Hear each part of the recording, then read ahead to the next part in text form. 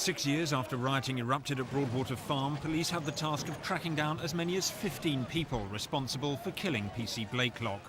Heading the inquiry will be Commander Perry Nove, former head of the Capital's fraud squad. He admitted there are formidable problems, but said relations with the community have improved. His team will re-examine evidence compiled during the original inquiry and use new forensic tests on exhibits like the murder weapons.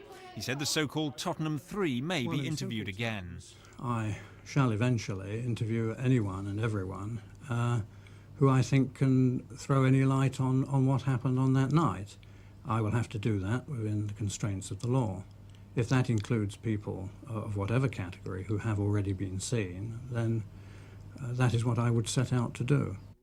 Campaigners for the Tottenham Three today called for sweeping legal reforms to prevent future miscarriages of justice.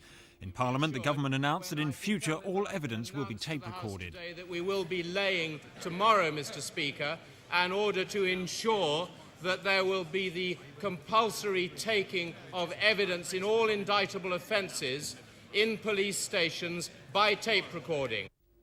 Meanwhile, a decision must now be taken on whether to prosecute Detective Chief Superintendent Graham Melvin, who led the original inquiry and was suspended in September.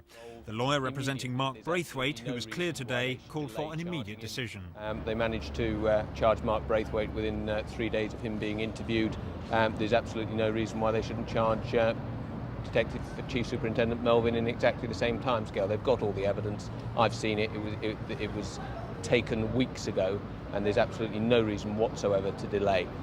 Relatives and supporters of the Tottenham Three say if there's no official action, they'll begin their own private prosecution. John Taylor for Thames News.